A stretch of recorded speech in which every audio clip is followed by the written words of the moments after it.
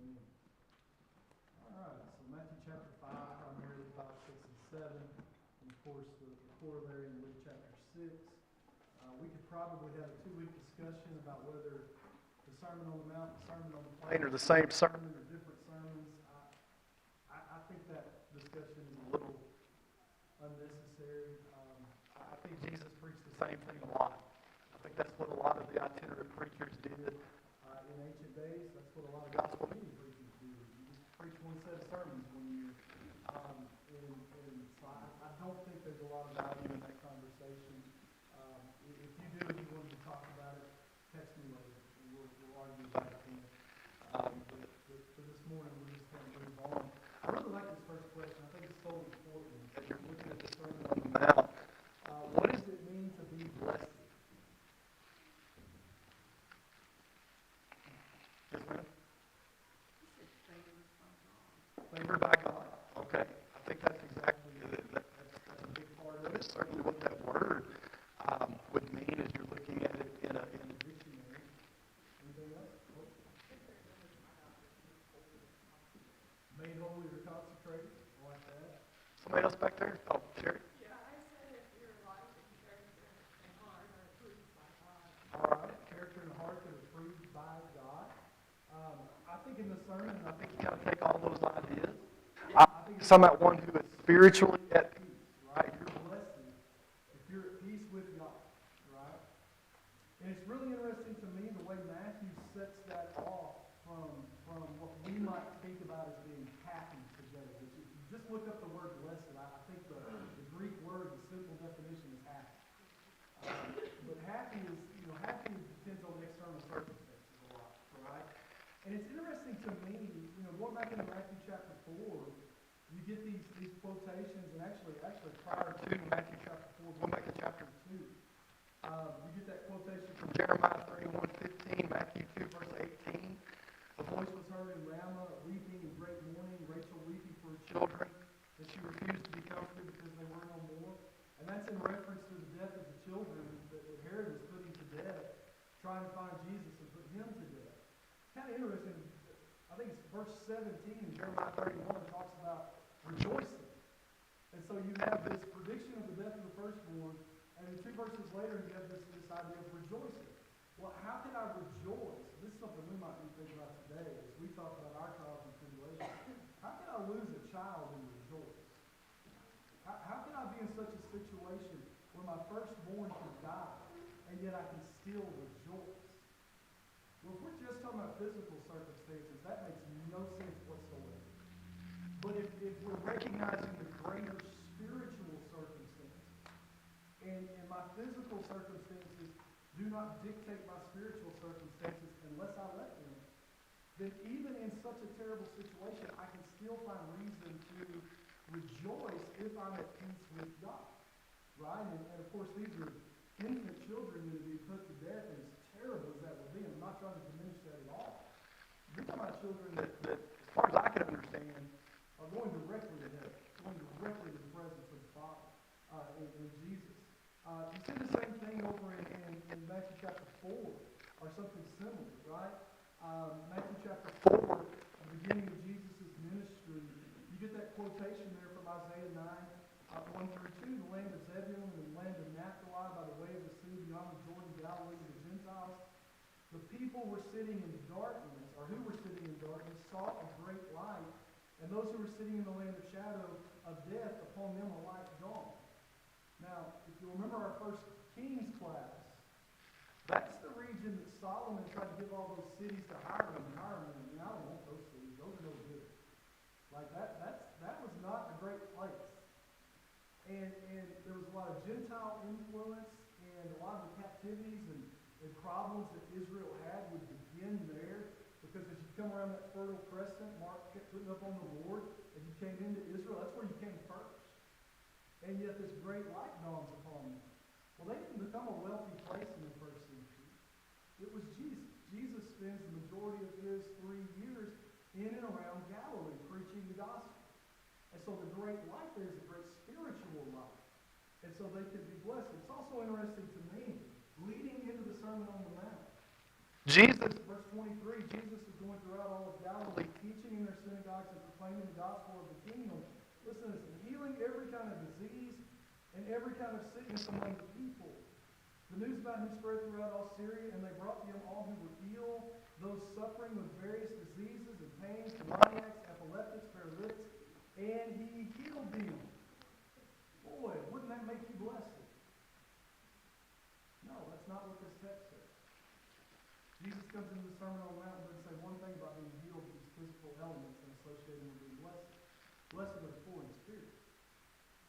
And so there's this clear distinction. I think Matthew does a really good job in making this distinction between physical circumstances and spiritual circumstances.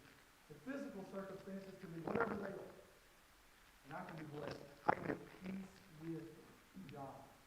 And I think that's very important. Spend a little time on that because I think as you come into the Sermon on the Mount, Matthew does a lot of work prepping us for that as he comes into the sermon. And if we miss that idea coming into the sermon, I think we miss the sermon. Because the sermon is all about the spiritual peace with God, fellowship with God, true righteousness that we're going to talk about in just a moment. And if I've got this social gospel mentality, this idea that if I'm going to be at peace with God, that there's going to be some sort of physical blessing associated with it, and that we need to minister to the whole man. Well, I'm missing the point. I'm sure missing what Jesus said in the Sermon on the Mount. I'm kind of turning everything upside down and putting it on its head. And I think Matthew 4 through 7 is a great place to sit with that text for a moment, to go see that and to understand that. Any questions, comments? We're not going to get all these questions. Okay. I'll try to pick the ones you didn't get. In my notes from your past sermons or teachings, it says the character of the kingdom citizen. I think that's what the sermon, especially Matthew 5, I think that's what's described in the sermon. And so again, recognizing and understanding that distinction between physical and spiritual, and I think that's absolutely important. Let's get number 2. I feel like that was pretty obvious. Let's kind of work quickly through these Beatitudes. We could spend weeks on this, but briefly, what does it mean to be poor in spirit? Humble. And they receive kingdom of heaven. What does it mean to mourn? What kind of mourning is he talking about? Over sin, right? And I think those quotes we just looked at prove that. It's not mourning over our physical circumstance. And what are they going to receive, those that mourn? Comfort, right? What does it mean to be meek? This one I think is a little bit tough, though. What does it mean to be meek? Some of your translations say gentle. Humble. Okay, humility is a part of it. Strength under control. Strength under control, that's the idea of being meek. Passive. I'm sorry? Passive. Okay, maybe a little bit passive, yeah. It's interesting, if you look that word up in the Greek lexicon, the Greek word, it means not overly impressed with a sense of self-worth. If you think about the people that you've encountered that are the opposite of gentle, that when you're trying to converse with them, they're pushy and they're domineering. Those people think they mean something. They think they have more value than you do. Oftentimes, that's what comes across. So I thought that was really interesting. What are the meek going to inherit? The earth. That should be land. And I really believe that should be land. And it's the Jewish concept of a promised land. And it's not saying that the meek shall inherit Canaan, but the meek shall inherit the promises God has made. Right? I think that this idea that we're going to somehow take over the planet, I don't think is at all what we have in mind. I struggle with the difference between the first and third statement. Blessed are the people in spirit, blessed are the meek. What is, can you help with the distinction that they kind of make between those two? Yeah, I think poor in spirit is my relationship to God, and meekness is my relationship to you. Right? So I'm poor in spirit. I'm humble before God because I recognize that I'm in sin, and without Him and His grace, I'm absolutely nothing. Meekness, gentleness, I think describes that horizontal relationship. I'm of no more value or importance than you are or anybody else. I don't care what my name is, what my job is, what my social status is. You're made in the image of God. I was made in the image of God. only significance we have, the only reason we have any importance is that.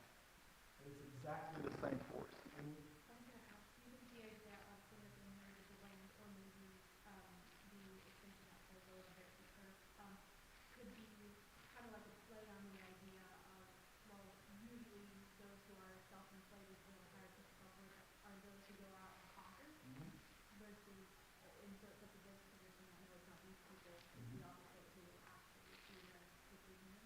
I think it's that. I think it's the same idea you're going to see in Matthew 6.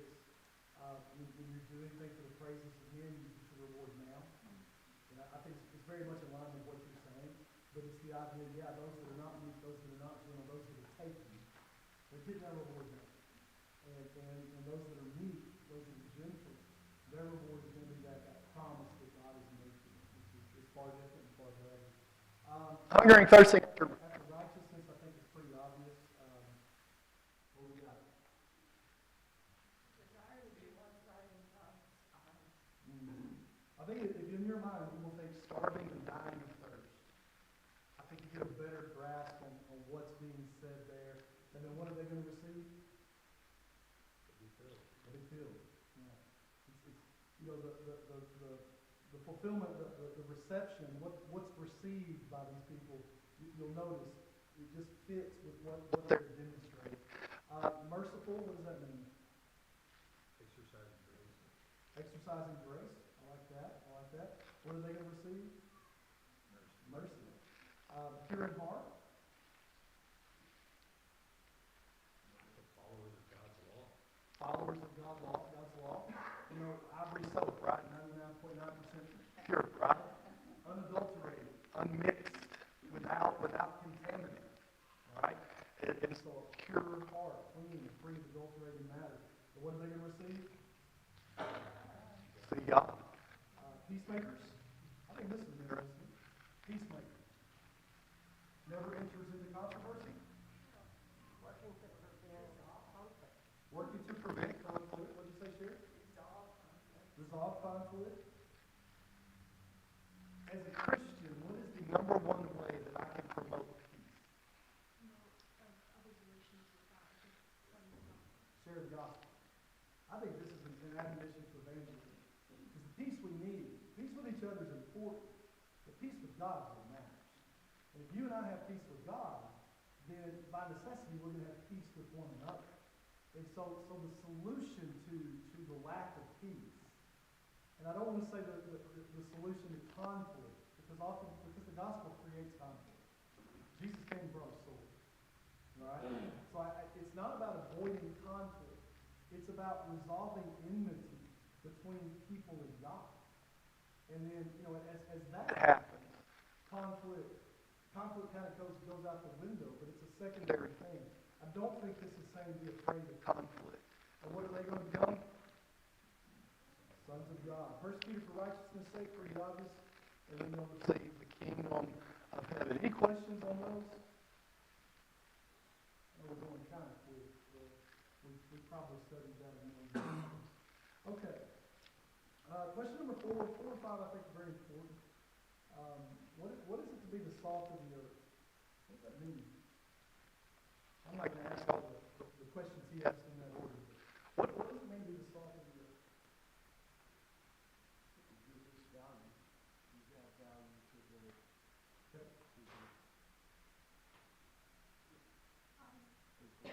Okay. Add value. Yep. Pat?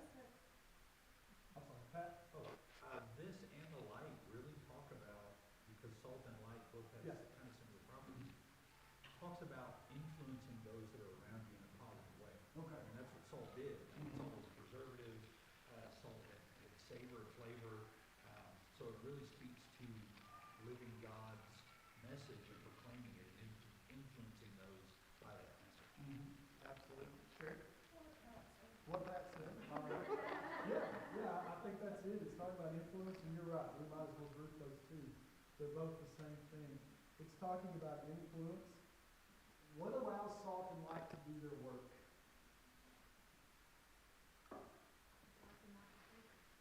What's that? All right. There's darkness and there's a lack of flavor, which means, you know, is the salt like the meat you put it on? contrast. It's contrast. And so if I'm going to be the salt of the earth, if I'm going to be the light of the world, I got to be different. I have to be different than the world around me. Otherwise, I just believe in it. And that's the salt that's lost its flavor, right? It's good for nothing. Good for nothing. Because it's just like everything else. And so for us to do the work that we're intended to do, and that's why I took the time I took with peacemaker, right? If it's just absence of conflict, that salt light scenario doesn't work, right? Because it's the conflicting taste of the salt and whatever you put it in that allows it to do what it does. And we've got bringing the gospel to the world there is conflict inherent in that, right? Think about all the battle metaphors used. Think about Ephesians 6, right? We're putting on the armor of God to do what? You want to fight. You want to fight. But the goal is to bring peace with God, and that's the goal of the salt. We might talk about the antiseptic nature of salt in response to that. Anything else on that? How about question number 6? What was Jesus' purpose regarding the law and the prophets?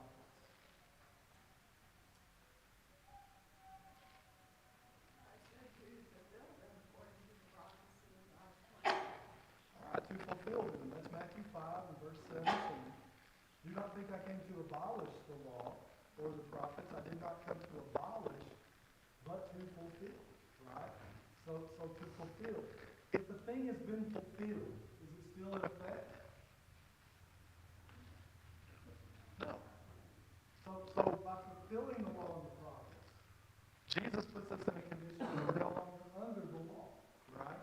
And we're no longer looking forward to the fulfillment of what the prophets have laid out there. Save prophecies about heaven.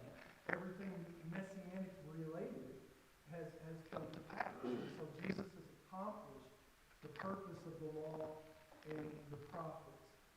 Question number 7. How can one's righteousness exceed the righteousness of the scribes and the Pharisees?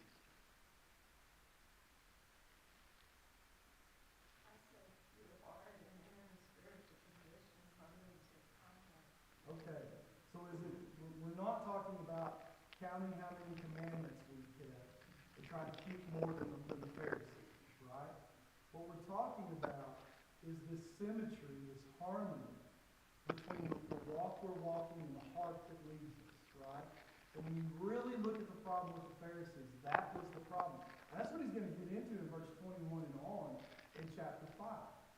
They were trying to cut that law up in such a way as to find all kinds of loopholes where they could do what they wanted to do and still technically keep the law.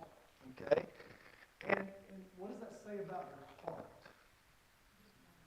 You don't want to keep the law. That's how all of us do our taxes. None of us want to pay a dime in taxes. And so we're looking for every loophole we could possibly find to not pay taxes. And good for you, that's exactly what I'm going to do, because that's not God's way. Right? I don't love the IRS. All right? But I love the Lord. And so if I love the Lord, I'm not looking for ways to get out of doing what the Lord has said. I'm not looking for a way to offer less to Him. And really, that's what the Pharisees end up doing. And that's a poor comparison because the tax code is written such that that is perfectly legal and everybody is aware of those advantages. Just the best I can come up with. But God's law was written such that what the Pharisees had set up was really not in accordance with God's law. It was something on the side that made them feel self-righteous about it. Yeah. Mm-hmm. Yeah, it became a way that they could look down on others rather than a means of relationship with the Lord. And those are massively different things.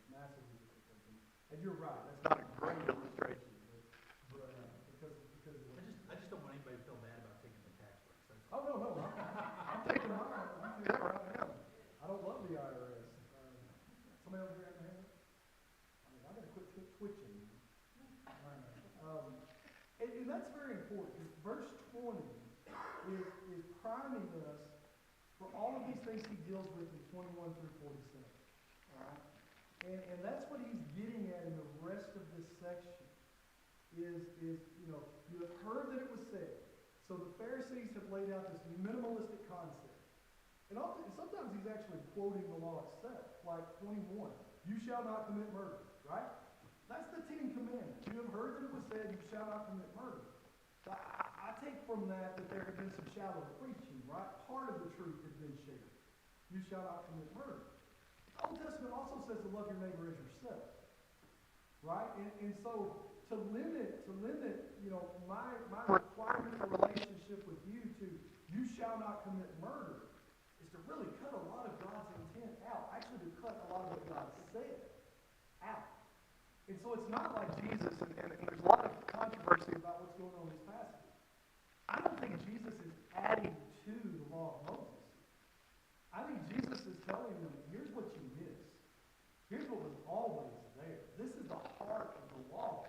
And oftentimes it's expressly stated, right? So it's not just you shall not commit murder, but I say to you that everyone who is angry with his brother shall be guilty before the court, and whoever says to his brother, you good for nothing, shall be guilty before the Supreme Court, and whoever says you fool shall be guilty enough to go into the fiery hell. And I guess we could take this very literally and say that those phrases are sinful, and that's what Jesus is saying. I struggle with that, because there's a lot of places where the Bible calls people fools. And if it's inherently wrong to use the word fool, then I don't know how the Scripture uses the word fool as often as it does. I think the idea here is, he's giving us this descending order of value, where I'm looking at you, you're looking at your brother, and you're thinking less and less and less of him, rather than how can I help him? Rather than what would love dictate that I do in this situation, right? It's not that we don't recognize foolishness when we see foolishness. We certainly should. But how am I now going to treat that person? And what would love dictate that I do in this circumstance? Okay? It's kind of what we just talked about. I mean, you'd be reading that verse as a Pharisee saying, well, you just can't say, you fool, but you can have a negative thought. It's exactly what this Yeah. Yeah. Yeah, I think that's what, unfortunately, a lot of our brethren have done with that passage, is turned it into that I don't want to call them Pharisees, but using that Pharisaic mindset to understand the passage. That's exactly right. And so what am I supposed to do if I have a problem with my brother? Reconcile. And the illustration he uses before you lay your offering in, which was kind of the most important thing you could do in the law of Moses, was make your offering. And so in other words, before I do anything else, don't make it right. Don't let this thing sit there and grow and grow and grow. That's challenging, right? That's challenging. That's what we're supposed to do. I was just going to try to summarize it. It seems to me like he's really attacking the Pharisaic idea of using the law as a way to define a path to righteousness. And when he's saying the Beatitudes right here, he's saying that our focus towards God is what matters. I mean, the laws are set to maintain societal order. And you're taking the absolute minimum how I can regulate. I can't punish you for not loving me. I can't punish you for not actively harming your brother. But that doesn't put you right before God, just because you're not actively committing sin against your fellow man in a damaging fashion. Yeah. And you have taken that minimum aspect and somehow created this path for you to be indifferent and unloving towards your fellow man and neighbor, and set that as, okay, this sets me on a path of righteousness and right before God. And he's taking that and completely, you are completely missing. Yeah. The only thing I would tweak in that, and you said the law, if they were treating the law as a path to righteousness, it's certainly, the law certainly shaped righteousness. Like, this is what righteousness looks like, is the law. But it was that minimal view of the law that they were trying to set up as a path to righteousness. And I think you're right. And how hurtful must that have been to God? Like, he gives them this law, this beautiful law that if they had been kept, number one, provides fellowship with him. And number two, creates this loving society in which everyone is benefiting everyone else, right? And what did they do with it? Well, it's what you see with all utopian ideas that men come up with, right? Men tend to make a mess out of it. And that's exactly what they had done by just limiting their service to God.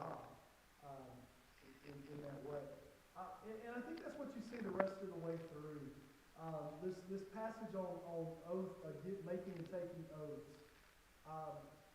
you got to be careful with that, right?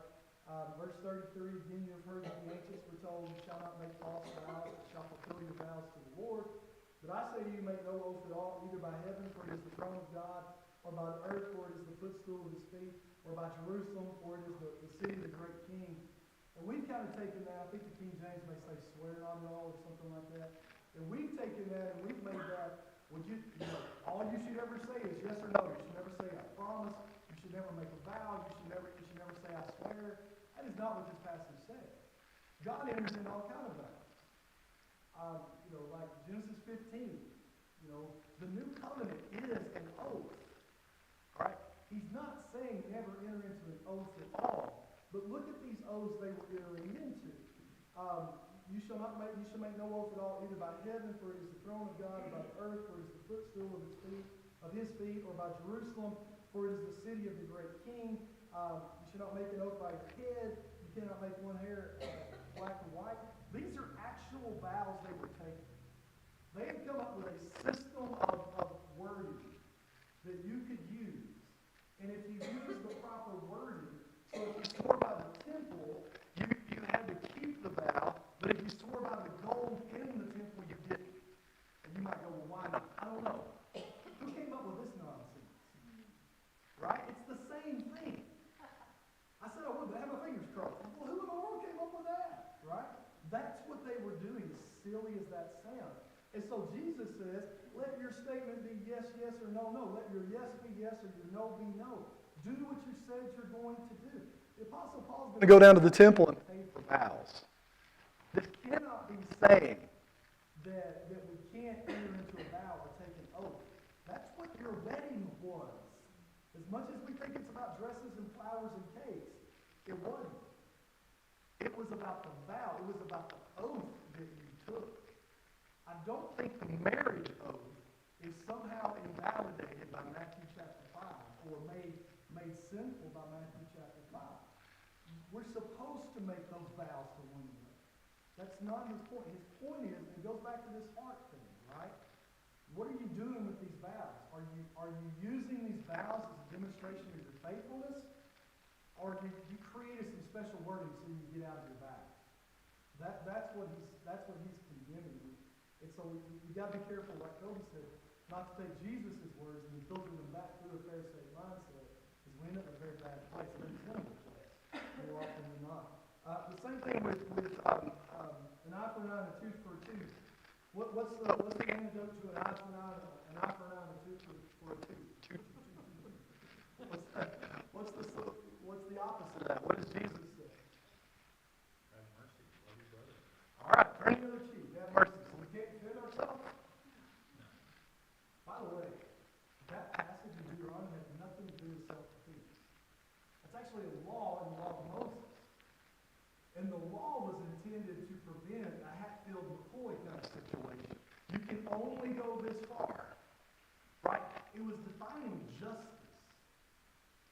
Now, does that mean that every time we have the opportunity to punish someone to the extent of the law, we should? Of course not. Of course not. And even in our legal system, when it's working properly, we recognize.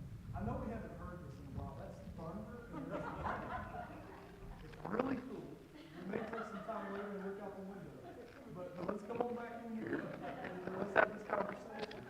It might do that for a minute or two. So again, putting someone in a position where an intruder comes in their home to do them harm, don't tell them, well, Jesus said you just got to take it. No, he didn't. He didn't say that. That's not. Let's actually go back in the old law and look at what Jesus is talking about. This had nothing to do with self-defense. Well, and it doesn't apply, it doesn't say that you shouldn't use the law to protect yourself to its fullest extent either. No. So, Absolutely. defend whatever your right is, but, do it in such a way that you show grace and mercy, and hopefully you're not in that situation anymore. Oh, we had like 3-time losers, right? And so you get 3 chances. I think that's a great point. Couldn't hear Greta. This idea that we sometimes